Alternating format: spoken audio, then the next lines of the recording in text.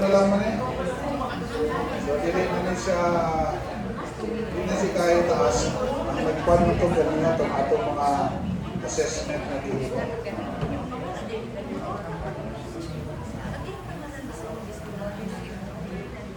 Sige, padayon ta, no? So, we were talking about church planting movements. And ang atong focus sa church planting movements, hindi lang na sa same culture. Ang cross-cultural aspeto is also very part of that. No? Because ang atong palagay na all nations, no? Worshippers. So, yung 6 components sa healthy church. So, kinahanglan ang worship components sa mga these people sa PILDIHA, sa atong mga ministries sa PILDIHA these people. No? Sige, karon networking. Networking through partnership. No one can do the task alone. Mo nang importante kayo nga naay networking, naay partnerships na may tabo kay lahi-lahi man ang hiyas sa matag organization or matag simbahan or matag ministry, no? So lahi-lahi ta og expertise, lahi-lahi ta og resources, lahi-lahi ta giftings. That's why it's important na ma-realize nato na kay kung ma-realize nato na we are open to work with other groups, no? So we know the importance of partnering with God and each other. So mauli ang isa ka importante atong i-address na objective. And then discover how to form working partnership and teamwork. Focus on engaging the specific UPGs. So, mao ni ang atong objectives.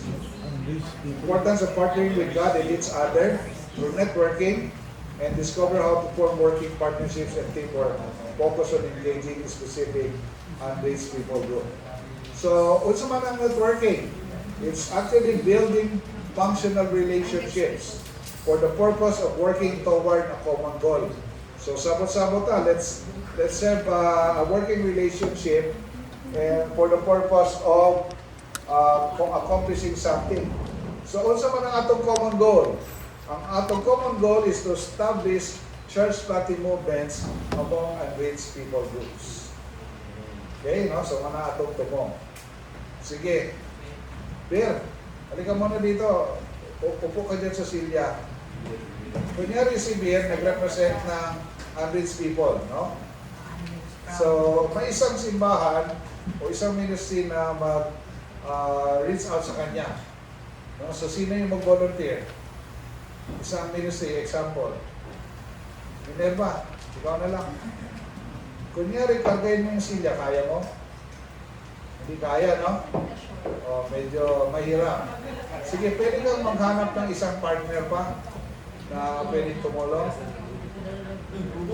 Sige. Sige. So, palagay niyo kung kayo dalawang organization sa ministry, makaya na kaya o kulang pa?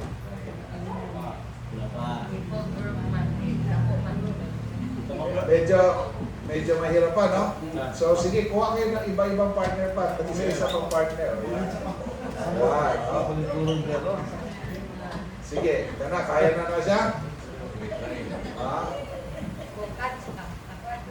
Okay, no? Nakarga na. Sige, thank you. Dahil yun, ano lang yan, simple illustration na yung isang unreached people group, mahirap i-reach yan kung isa lang na organization or limited ang resources. Pero kung magtinabangay, mas dali ang work, di ba? So, yun yung gusto nating mapakita dyan. We want to see partnership, no, happening.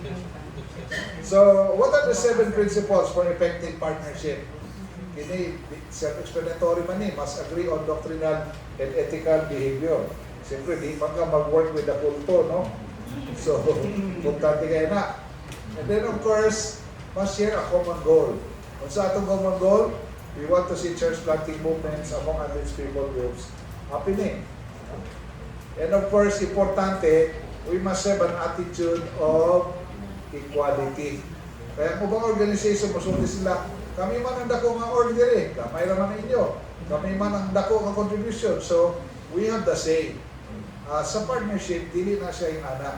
Ang workable partnership, whether you're small or big organization, equal ang inyong vote, equal ang inyong privileges, no?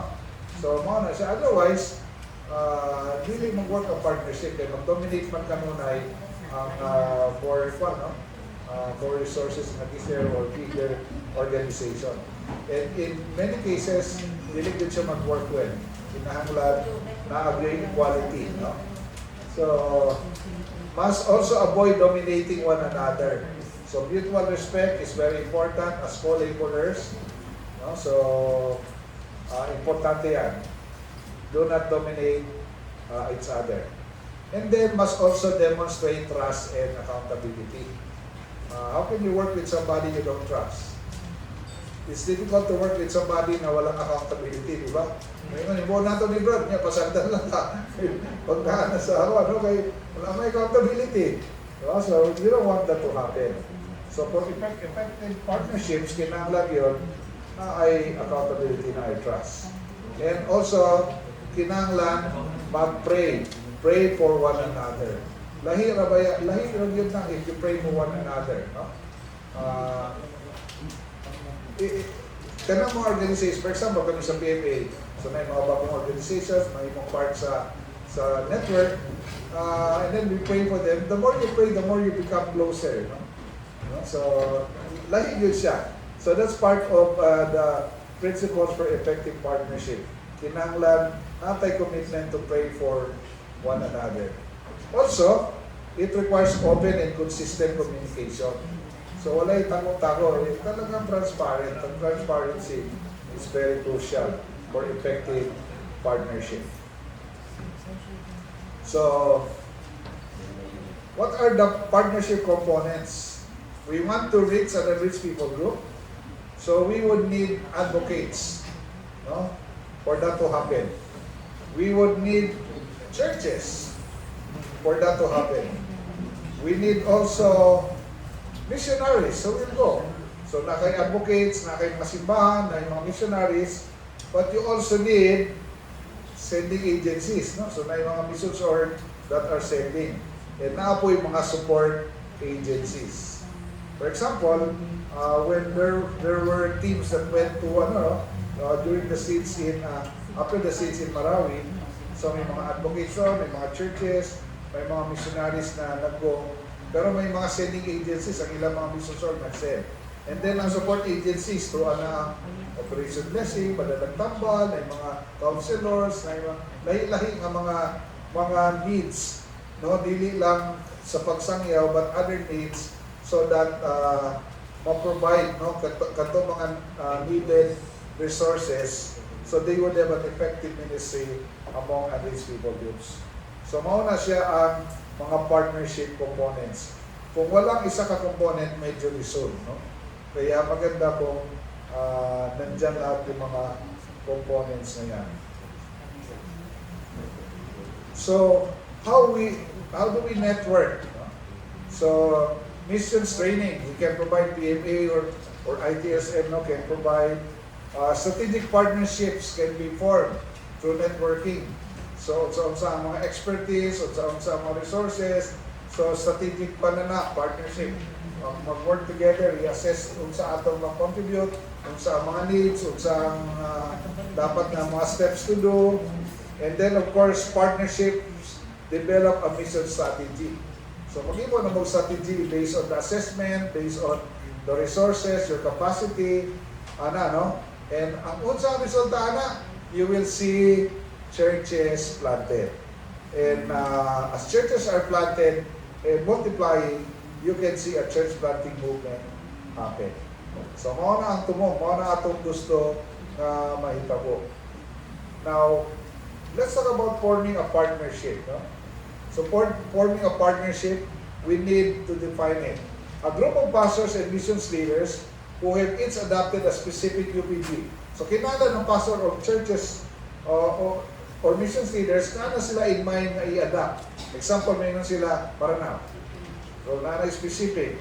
And now, they are united to focus on the evangelization of that particular people group. Yun ang definition natin, no? Na partnership. Ang objective is to begin a church planting movement among that unreached people group na gusto ninyong i-adapt. Okay? So, ilagay natin yan. So, that's the objective. So, again, this is not a new organization. It is a partnership between existing organizations. So, samot-samot lang, by the grace of God, let's do this together. Let's adapt that at least people group.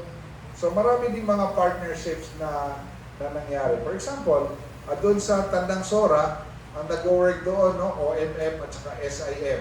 Yun yung dalawang missions ordinary work. And there are other small partners that are working. So together, they pool the resources. Itong expertise namin, ito yung training namin, ito yung skills sa mga tao namin, and these are the people group, no, in Tandang Sora, in Kuyak that they want to reach out. So, ano yan? Yan yung partnership na nangyari. No? So, with each doing their part to reach the world, we can finish the task. So, ganun lang talaga. Tinabangay lang. Let's not compete because we have the same goal, no? But we are to complement each other. And we praise God, no? Nowadays, the Lord is just working and you can see more humility with the leaders of different organizations. And because of the partnership that's happening also, marami talagang maganda yung working relationships. May mga ano din minsan, may mga clashes or what, kasi medyo minsan mag-differ sa strategy. Pero what we're thankful for is that we're able to really see so much collaboration taking place. No? So, kung sa atong strategic exercise dire, no, identify people in your church or community who show interest in missions and will contribute to the effort of reaching all four areas of Acts 1:8, no? Yung Jerusalem, Judea, Samaria, and the ends of the earth. Based on your solutions to overcoming obstacles, what types of organizations or humanitarian efforts would aid your assessing these people with the gospel? So, kunyari, meron na kayong outreach doon sa isang community, no? So, ano ang example doon sa isang community sa Lanao area na mga farmers ito. So, naghahanap na ano pang pwedeng crop na kanilang pwedeng magawa. No? So, nakita nila maganda ang ano daw ng dragon fruit doon, dragon fruit. So, naghanap sila ng partner organization na ang kanilang ministry mag-provide ng mga seedlings. No? So, meron na isang organization na provide ng 300 seedlings ng dragon fruit. Yung isang organization, sila nag-facilitate magtanim, mag-how, mga ganun ba? So may partnership. So ano ba yung mga humanitarian needs? So kung kinakailangan yung gamot, no, sa isang community, kung may sakit doon, may epidemic or what, so what are the humanitarian organizations that we need? Meron din mga teams na nag-build nung after ng Dead Seas, nag-build ng mga churches. Ng mga bahay. Pati mosque, binild nila no? Nag-help sila. So, natasin yung mga Muslim na pati yung mosque nila, tinulungan mag-build. And tuloy sila doon, naka-penetrate sila, no? So, yung mosque ngayon, ang mosque siya, pero mga MBBs na nag-worship doon, mga Muslim background believers. No? So, mga anak bitaw, so, mga kahimuan, himuan ang Lord if there is recognition that we cannot do the ministry alone, but we need each other. So, mauna siya ang strategic exercise sa prayer. Atong identify ang mga organizations that we need to partner with to be able to do a better task of reaching these people groups that we will want to reach. Okay? So, yan yung strategic exercise for that for 7. Okay. Mas maganda ba? Mas exciting pag may networking, may partnership? Mas maganda, no? Sige, ngayon. Goers and senders na. Ito, exciting ito, no? So, sino yung mga goers dito kanina? Isa lang ba? Isa lang, no? Dalawa, tatlo, apat, o meron pa pata, iba, hindi lang natapos yung assessment kanina, no? Okay, siya. See, there are at least 5. How many intercessors or is a prayer? Taas ang kamay. Ayan. O, ilan naman ang senders? O, ayan. Mas marami ang intercessors sa prayer. Normal yan. Mas marami nagpipray, pero meron ding marami-rami na magsusupport, pero may ilan na mga workers, no? So, kompleto na tayo dito. Meron tayong masend, may magpipray, may magsusupport. Praise God. Sige. So, doors and senders na tayo. Ano objectives? Understand that all Christians have an active role. Ano na natin ito kanina. And then empower local churches to raise up both goers, missionaries, and the senders, those who will assist to go. So ang local churches dapat i-raise natin to both, no? Goers and senders. So kaya nag-invite si Bill. We're doing a Rise Missions Conference 27 to 31 July in Manila, no? So we have more than 50 countries represented na nag-register, over 1,500 foreign delegates. We're inviting Filipinos to go as well, no? So ano yan? If you go, the whole conference, 5 days, including 4 nights hotel, plus breakfast is in the hotel, lunch and dinner in the conference of CCM Main, doon ang conference. Magagaling talaga yung mga speakers. And yeah, so that's 6,000 pesos. If mayroon bang 18 years old to 35 years old, kung mayroong 18 to 35 years old na willing to go from Dumaguete, you don't have to pay 6,000. You only pay 1 peso. Okay ba? Iyon ang pamasahe. Yun yung pamasahe. So, but we will look for sponsors kasi we want to really raise the next generation of missionaries to go. So, if you're interested, talk to Beer, and then we will also see what we can do. If you're above 35, usap lang tayo, tingnan natin. We will share that there is somebody from Dumaguete. Basta nahika po ng Lord, hindi matawag to, bukod siya. Pero una yung mga ingana, taga-Sambuang nga ngayon, nakailaki daw siya kay nag-sponsor sa Yaka. No? So we have been praying for this. Anyway, but it's a 5-day missions conference. We're expecting, this is a global conference, so we are expecting about 200 from the Middle East, 200 from India. Ang sa India kasi may India na nagbigay ng $150,000 to support the Indian delegation. Grabe, tinat si Lord yung sa India. So, grabe yung but sa Pilipinas yun ang pinapipray natin na 6,000 na actually, mura-mura yun for a 4 nights hotel, big sharing, all the meals, and the whole conference. That's only $100. You attend an international conference now, you pay at least $300 for a 5-day conference. Okay, anyway, we're trusting the Lord to raise more goers, and we want the next generation of missionaries, many will go. But we want to also raise senders, those who will send them, who will pray for them, who will support them, who will encourage them, who will make sure that they will be in the mission field for as long as the Lord is calling them to go. Ikaw bro, 3 in 1. So, sige, so ano natin. But it's open to all. If you can pay your registration and yung pamasahe. Radical obedience to God's command. Matthew 28, of course, we are familiar with this, Acts 1:8. Because God calls everyone. He calls the whole church to be reaching the whole world. No? So lahat, walang exempted dito. So ano ba yung target natin? Yung 4 areas, Jerusalem, Judea, Samaria, and the ends of the earth. So, pwede rin yan geographical, no? Yan, geographical, pwede rin relational, pwede rin cultural. So, same culture, similar culture, more distant culture, and then unreached peoples.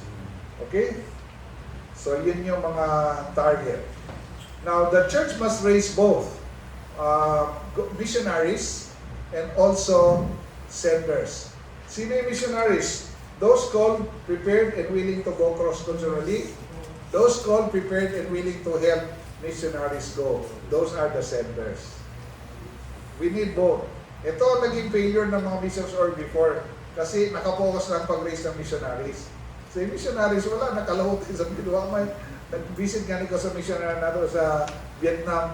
Ganyan, Pastor, wala na nag-pray ako mga prayer partner. So wala mo na na-focus kayo no, sa una. No, niya, support, nahulunong saan mag-support. So, luwi kayo mga missionary. So mga nadagan mag-quit, balik na lang sila. Now, goers and senders, they are players of the same team. And both are equally important and both are equally obedient. Dili ta mo kaingon nga mas sikat ang goer kay sila missionary. Both are faithful, both are obedient. Kaya di man makalawtay ang missionary kung walay mag-send. Pareho lagi na sa racing car ganiya ingon ako. Di ba na mo daog na bisan pa he is the best sports car driver, no? Pero kung ang iyang mga tig-ipulig-ligid o gubutang gasolina, hina, wala, pili. No? So it's the whole team. Everybody should play their role and both and all are equally important. Sige, kabalo man ta sa calling ni Paul and Barnabas, no? Acts 13. So while the leaders in the church of Antioch were praying, anong sabi ng Lord? Set apart for me Barnabas. So actually, the Holy Spirit was speaking to them while they were praying and worshiping. The Holy Spirit said, set apart for me Barnabas and Saul for the work to which I've called them. So anong sinabi after they fasted and prayed, the leaders laid hands on Paul and Barnabas and sent them off. So importante is that there is a recognition that there are those God is calling to be missionaries. So Paul and Barnabas sila yon. And then merong nag-affirm, no? They supported the calling by praying and fasting. And they said we will be sharing, no? Doon sa work nila. And then they also commissioned. They also commissioned Paul and Barnabas. So the church laid hands on them and they sent them off. So, importante na may recognition kung sino yung mga tinawag ni Lord. So, sino kaya yung mga tinawag ni Lord sa mga churches natin, sa mga ministries natin? So, they are the goers. So, look for those who have a heart to reaching other cultures. Look for those who are faithful where they are serving now. So, yung hindi sila faithful, tapos maging missionary, medyo i-double check nyo. Kasi, ang best talaga na maging missionary, yun yung mga, they have already proven themselves faithful in the ministry sa local church. Okay, what are the types of missionaries? So, several yan, no? Yung traditional, they live cross-culturally for more than 2 years, they serve. Short term, 2 years or less than 2 years sila mag-serve. Yung iba 1 week, 2 weeks, 1 month, 3 months, 6 months, depende. And then ito na yung tent maker, no? They use their skills, secular skills, to work among the culture. So these are some types of missionaries. And of course, there are also non-residential missionaries. Ito yung sinasabi ko kanina yung sa Hong Kong nag-live, pero ang ministry nasa China. No? So they cannot live among them, but they go there. Professionals and students, they work to study abroad and act as a witness. Pero akong kilala, nag-aral ng PhD sa Taiwan. Kasi ang gusto niya, ma-reach out yung mga intellectuals sa other countries.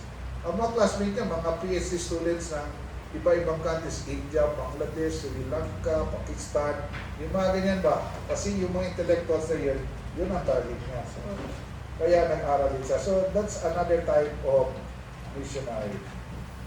Okay, what are the myths or maling pagkaintindi, no, sa missionaries? Sabi nila, missionaries, to be a missionary, you need to be a superman. Mali yan, no? Wala namang superman. Or to be a missionary, you have to be perfect. Hindi naman din perfect ang mga missionary. To be a missionary, you must be super spiritual. Hindi rin naman yan talaga totoo, no? And sabi nila, if you want to be a missionary, you need to be willing to work in the jungle or under trees. Hindi na rin yan siya true ngayon, no? Kasi nasa cities, nasa ano natin yung work. And then of course, you go out on their own. Hindi naman ganyan.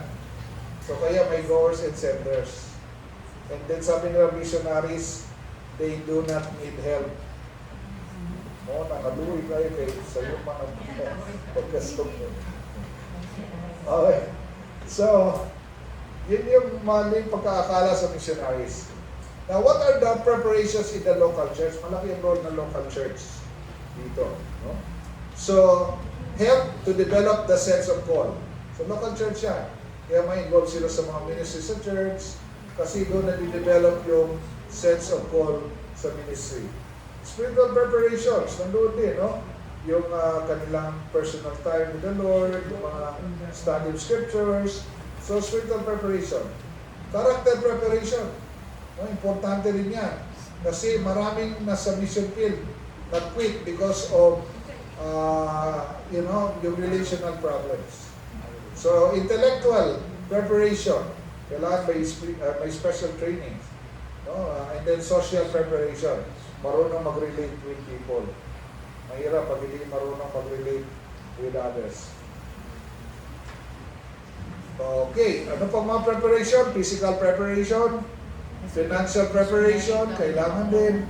Cultural awareness, so may mga ginagawang mga orientation or training. And then short-term missions experience would also be good. Kaya maganda, no, yung mga missionaries, bago talaga sila isalang doon sa mission field ng long term, maganda makapunta muna sila for a shorter visit to reconfirm, is that the mission field that you want to go? Or, is that the mission field the Lord is leading you? Para ma-reconfirm. Yung iba naman, sabi na, ayaw ko talaga, pero very strong yung prompting ni Lord. Hindi, diyan ka, kahit ayaw mo. No? And eventually, they really enjoy naman kasi they saw a lot of breakthroughs in their ministry. Okay, so, ito yung mga iba-ibang preparations. And malaki ang role ng local church, no, sa pag-prepare ng mga missionaries. So, ano pa yung role ng local church? PMA and of course AIMS believes that God chooses to work through the local church. Kasi sabi ni Lord, I will build my church and even the gates of hell shall not prevail against it. So we are working with local churches. Sa una mo po nang sayop sa mga missions, or they go directly to people. But we want to correct that. So kami sa PMA ngayon, and business organizations, we said, we will work with churches. That's why in our business conferences, we work with ministerial fellowships. We work with mga pastors group with them. Kasi we want to work with the churches. And of course, we do not propose that all preparation is the role of the local church. Our bishops are meron din, and other partners may also have a role to play. Okay, tapos na yung goers. Senders tayo ngayon. How can they go unless they are sent? Di ba? Romans 10. And some return wounded. Maraming mga missionaries din, they return wounded because they did not have committed senders. So, yung missionary gawa naman sa field, wala na nagtitig support. So, paano yun? Di ba? So, ulit, yun na. So, ito yung sinasabi ko kanina, the senders are very important. They are the support team or frontline workers. A missionary needs a sending team. Kung walang sending team, the likelihood is that they will not be able to stay long-term in the mission field. Okay, what are the types of senders? Well, intercessors, those who will be praying. Spiritual support in many aspects or areas. Financial support, issues relating to money. And then practical helps, a lot of little things. And encouragement, being there and communicating. So these are some types of Of course, that includes missionary care. May isang local church dyan sa Batangas, sa Tanawan. Nakakatuwa yung church na yun kasi pagka may missionary, they have 400, it's a small church, about 500 members. But total, they have already mga 40 missionaries. Parang halos 10% ng kanilang members. Anyway, meron silang kunyari may missionary na darating uwi dito, Meron silang strong ministry sa kanila sa local church. So, missions nila. So, merong na-assign niya na family ng sasakyan sundin sa airport. Meron ng family na na-assign na i-treat niyo itong missionary, yung mag-asawa, o kung family sa isang resort, kasi may member din sa resort. So, ilang araw nandun sa resort. Meron mag-provide ng food. Tapos, may isa naman, sige, ipapamasahe ko yung missionary natin. Yung mga ganun ba? They provide him. Grabe nga appreciation sa mga missionaries na iiyak sila sa sobra itong love nila, sobra itong parang an appreciation. Nahihirap sa mission field. Alam ito nita, Pastor, si Luz naging missionary. Saan ka ba na-assign before? Micronesia? Hindi madali. Kaya kayo mga anak ko, 7-11, sige, sama kayo para makita niyo ano yung nasa mission field. Pag nakita nila, wala na, sobra na yung commitment nila to pray and to support. Kasi na-experience nila. Hindi ko madali. So, minsan yung mga missionaries natin sa Thailand, sa border sila. So, mayroon kaming meeting sa Bangkok. Sabi ko, ano gusto nyo kainin? Pastor, ice cream na, walang ice cream sa bundok. Walang ice cream sa border. Sige, eat all you can. Treat ko kayo. Hindi nila makalimutan ko. Nakita kami, Pastor. Naalala pa namin yung ice cream. Buti ngayon kasi meron na 7-Eleven na padala ka na lang ng pera para makabili sila ng ice cream. These are little things, but missionaries appreciate them. Ito yung kailangan natin ma-raise sa mga churches natin. Mahirap yung trabaho ng mga missionaries.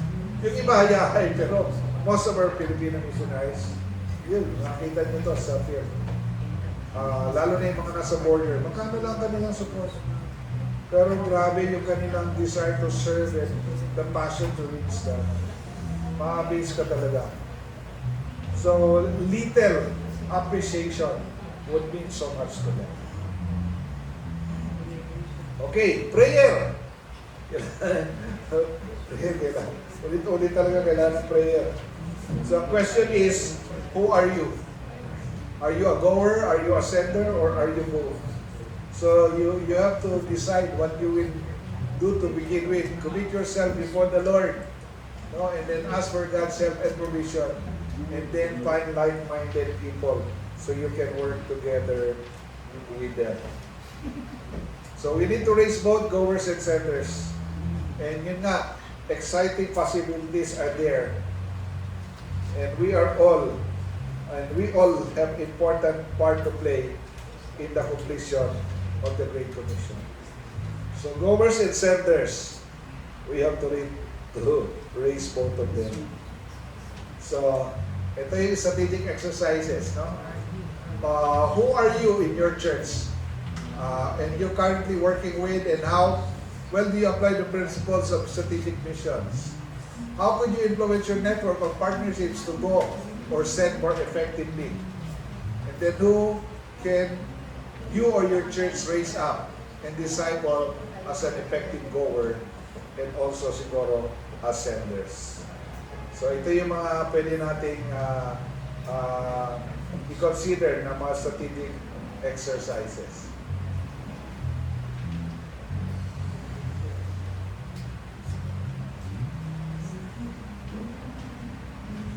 Then, of course, in Module 4, you completed discovery. No, thank you. In missions assessment, are you currently gifted to pray, to go, or send? No, importante malaman niyo yun siya. Because it's time, no, to really make sure na you know what is your role, no? Are you a goer or are you a sender? So make a list of 3 ways you can use your gifts to expand your involvement in the ends of the earth.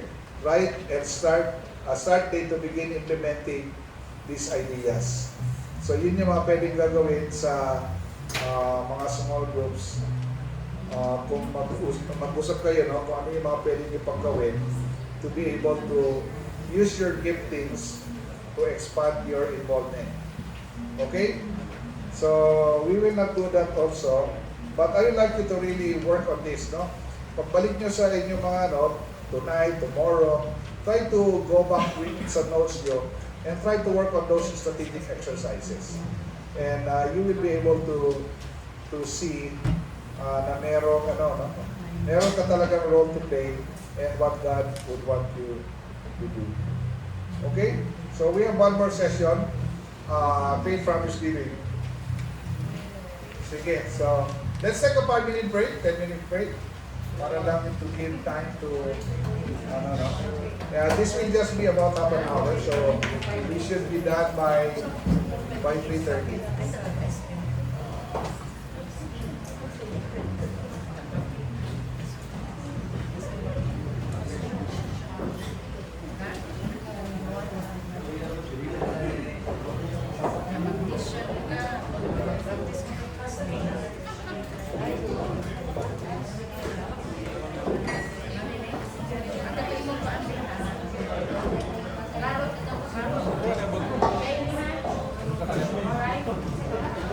Saturday pa.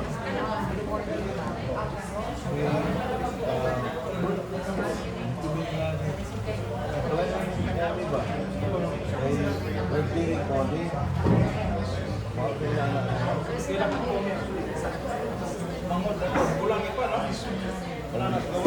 Oh, invite mo mo.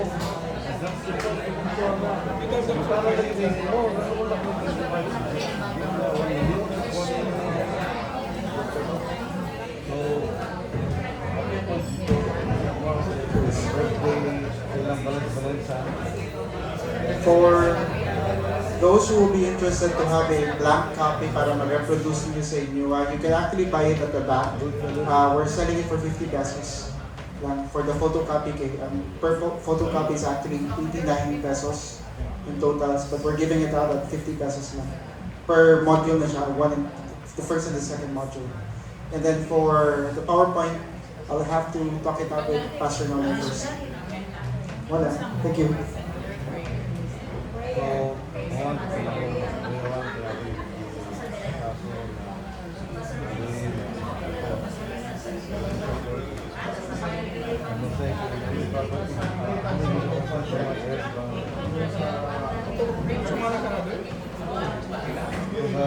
bigay mo, busy lang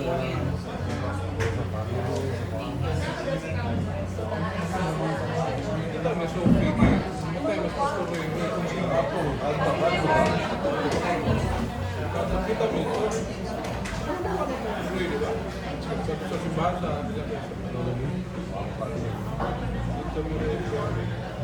dito mo sa ay Sunday na yung dito. Dito Sophie. hindi ba lang ako natin ng